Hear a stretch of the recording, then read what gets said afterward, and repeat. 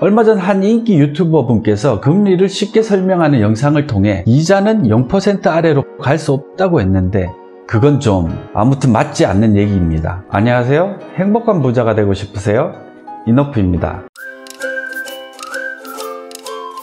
지금은 좀 잠잠해졌지만 올 초까지만 해도 미국의 기준금리가 지속적으로 오를 것이기 때문에 우리나라도 금리가 오를 수밖에 없다는 뉴스가 넘쳐났습니다. 또 금리 인상의 속도가 가팔라지기 시작하면 주식, 부동산 등 자산시장은 폭락할 것이고 또다시 경제위기가 올지도 모른다고 연일 호들갑이었죠.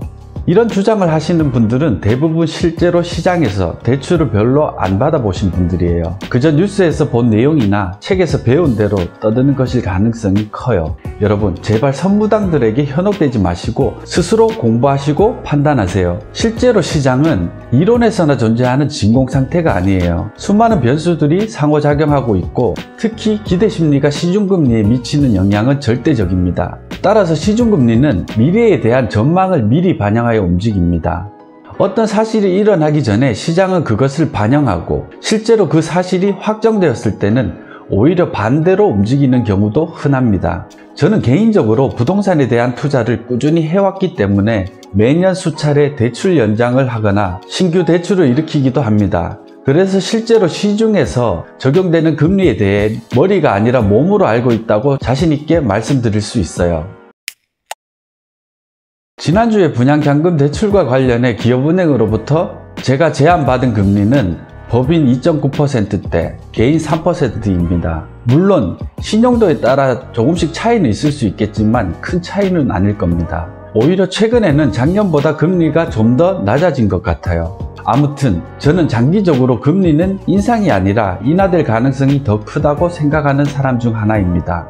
지금부터 그 이유를 살펴보겠습니다. 지금 세계적으로 경기가 가장 좋은 나라가 어디죠? 아이러니하게도 금융위기의 발원지였던 미국의 경제가 가장 좋아요. 대국의 성장이라고는 믿기기 힘들 정도로 높은 경제 성장률과 더불어 실업률도 지속적으로 떨어져 역대 최저 수준이죠. 경제에 대한 자신감을 바탕으로 지금까지 미국은 지속적으로 금리를 인상해왔지만 이제는 금리의 정점을 향해 가고 있는 모양새입니다. 미중무역 전쟁으로 불확실성이 한층 커지고 세계 경제의 둔화 우려가 확산되면서 미국의 금리 인상에도 제동이 걸리고 있어요. 한국은행은 지난해 말 기준금리를 1.75%로 0.25%포인트 인상하였습니다. 그러나 기준금리 인상 이후 시중금리는 오히려 하락하고 있어요.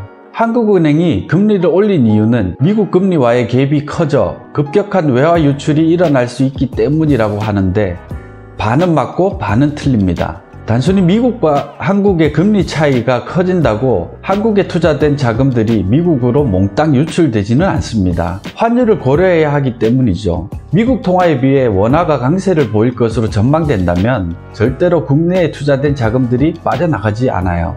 이미 미국의 달러 강세는 마무리 국면이라고 보는 견해가 많습니다.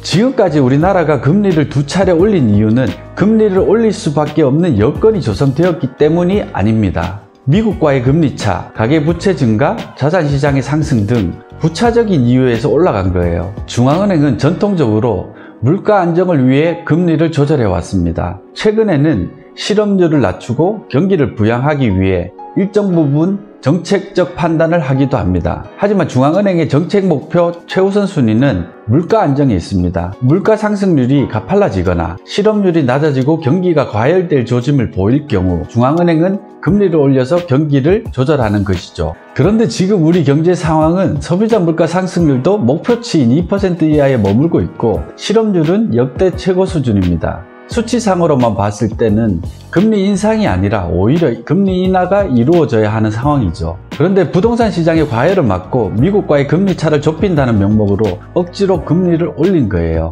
금리 인상을 걱정해야 할 때가 언제라고 했죠? 체감 경기는 물론 물가도 가파르게 올라서 경기 과열이 염려될 때입니다. 과연 지금이 그런 때인가요? 오히려 경기 침체를 걱정해야 할 때 금리 상승을 걱정한다는 것은 이치에 맞지 않습니다. 제발 엉뚱한 이야기에 현혹되지 마시고 스스로 공부하세요. 그러면 또 어떤 분들은 이렇게 질문할 겁니다. 경제 위기가 오면 금리가 폭등하지 않냐고요. 금융 시스템이 붕괴되거나 우리가 해외에서 빌린 돈을 갚지 못할 경우 그럴 수도 있습니다. 지난 영상에서 자세히 설명드린 것처럼 국가부도는 절대로 오지 않겠지만 혹시라도 국가부도의 가능성을 믿고 계시다면 현금을 들고 계세요. 말리진 않겠습니다. 하지만 단순한 경기 침체라면 금리 상승이 아니라 금리 하락이 맞습니다. 잊지 마세요.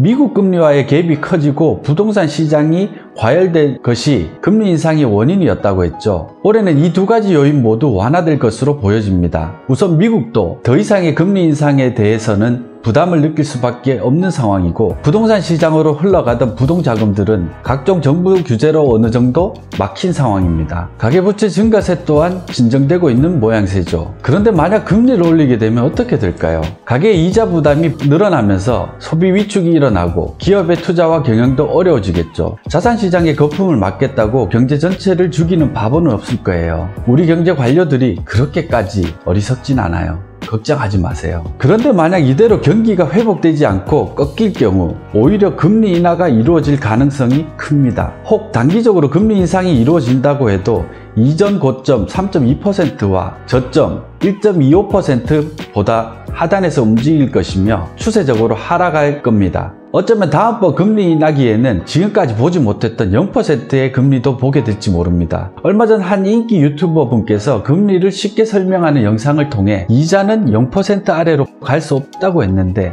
그건 좀 아무튼 맞지 않는 얘기입니다. 그분의 설명이 모두 틀렸다는 것이 아니라 몇몇 부분에서 오류가 있다는 이야기니 오해는 하지 마세요. 아무튼 이미 일본이나 유럽에서는 마이너스 금리를 적용했었고 미국 또한 향후 또다시 찾아올 위기에 대비하기 위해 마이너스 금리에 대해 내부적으로 대비하고 검토하고 있습니다.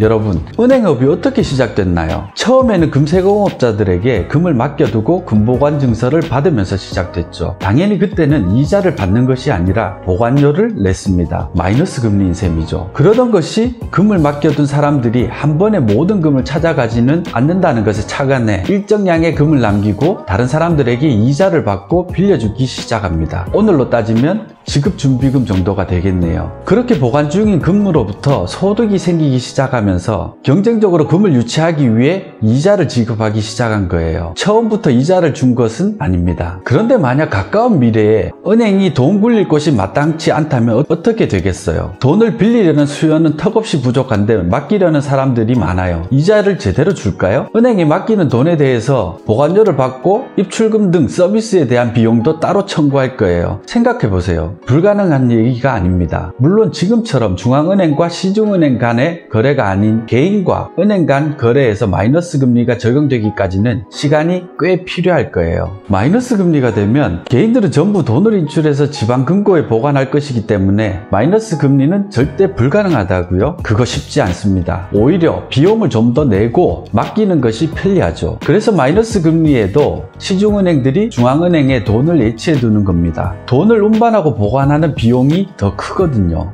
왜 사람들이 비용을 지불하면서까지 은행의 개인금고 서비스를 이용하겠습니까? 아무튼 이 문제는 다음에 따로 논의하기로 하고 다시 본론으로 돌아와서 우리 경제가 고도 성장을 하던 과거처럼 금리가 높아진다면 정말 이상적일 겁니다. 머리 아프게 재테크에 몰두할 필요도 없고 은행에만 넣어두면 자산이 빠르게 불어날 테니까요. 하지만 그런 일은 불가능에 가깝습니다. 사람도 성인이 되면 더 이상 성장하지 못하죠. 신진대사가 줄어들면 먹는 양도 줄어들게 돼요. 경제도 마찬가지입니다. 소위 선진국이 되면 개도국처럼 성장을 위해 엄청난 자본과 투자가 필요하지 않는 시점이 옵니다. 그때부터는 저축 과잉이죠. 극단적이지만 일본처럼 제로금리 혹은 마이너스 금리로 수렴할 수도 있습니다. 우리나라도 총저축률이 총투자 수요보다 높아 국민경제 전체적으로 자금 잉여 상태가 지속되고 있어요. 그래서 금리가 장기적으로 하락하고 있는 거예요. 저축 과잉 상태가 계속되는 원인을 경제의 핵심 축인 가계와 기업으로 나눠 생각해 보겠습니다. 우선 가계의 경우 예전처럼 소비하지 않아요. 가장 큰 이유는 미래에 대한 불확실성이 커졌기 때문입니다. 지난 반세기 동안 평균 수명이 급속도로 늘어났고 이제는 100세 시대가 먼 미래의 이야기가 아닙니다. 그런데 오래 사는 것이 어쩌면 축복이 아니라 불행일 수 있다고 생각해 보셨나요? 과거에는 20년 정도 배우고 준비해서 40년 정도 일하고 10년 정도 더 살다가 죽는 게 일반적이었습니다. 하지만 지금은 어떤가요? 퇴직 시점은 점점 빨라지고 근로소득 없이 살아내야 하는 시간이 얼마가 될지 모르는 상황이에요. 그래서 불확실한 미래를 위해 소비보다는 저축이나 투자에 열을 올리게 되죠. 기업의 입장도 크게 다르지 않습니다. 고도성장기에는 투자 수익률이 아주 높았죠. 그래서 자금의 수요는 많은데 반해 자금은 늘 부족했지만 지금은 아니에요. 생산력 증가만큼 수요 증가가 이루어지지 않고 있기 때문에 기업도 투자에 소극적일 수밖에 없어요. 그래서 기업 내 유보금이 사상 최대로 쌓여가고 있지만 새로운 투자는 제대로 이루어지지 않는 거죠. 그렇다면 금리가 오르기 위해서는 어떤 일이 일어나야 될까요? 첫째는 4차 산업혁명의 본격화입니다. 인공지능, 빅데이터 등 4차 산업혁명 분야에서 가시적인 성과가 일어나야 합니다. 마치 1990년대 정보통신혁명으로 닷컴 버블이 한창일 때처럼 엄청난 투자 붐이 일어나야 가능한 이야기입니다. 둘째는 갑작스럽게 통일이 이루어지는 경우를 생각해 볼 수 있습니다. 통일이 된다면 낙후된 북한 경제를 살리기 위해 사회기반 시설 확충 등의 엄청난 자금 수요가 발생되겠죠. 그러면 돈이 귀해집니다. 셋째는 상상하기도 싫은 일이지만 우리나라가 부도가 나거나 금융 시스템 자체가 붕괴되는 경우입니다.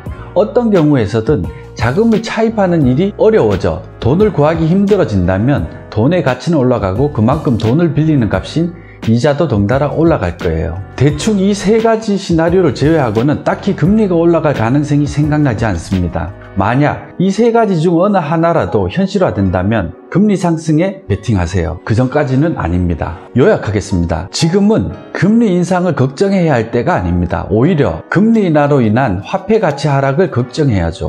우리가 보유한 화폐의 가치는 지금 이 순간에도 지속적으로 떨어지고 있어요. 떨어지는 화폐 가치를 보존하기 위해서는 그 이상의 투자 수익을 거둘 수 있는 자산에 반드시 투자를 해야만 합니다. 그것이 금융상품이든 주식이나 부동산이든 상관없습니다. 이제 투자는 옵션이 아니라 필수입니다. 가장 나쁜 투자는 불확실한 미래에 대한 두려움으로 아무것도 하지 않고 현금만 보유하고 있는 것입니다. 지금은 걱정만 하고 있을 때가 아니라 자산을 지키기 위해 현명하게 투자해야 할 때죠. 다음 시간에는 불확실한 상황에서 안정적인 수익을 보장해주는 수익형 부동산에 대해 영상을 올리도록 하겠습니다. 혹 다음 영상이 궁금하신 분께서는 좋아요와 구독 눌러주세요. 궁금하신 사항은 언제든 댓글로 질문해 주시면 답변 드리도록 하겠습니다. 여러분 행복한 부자 되세요. 감사합니다.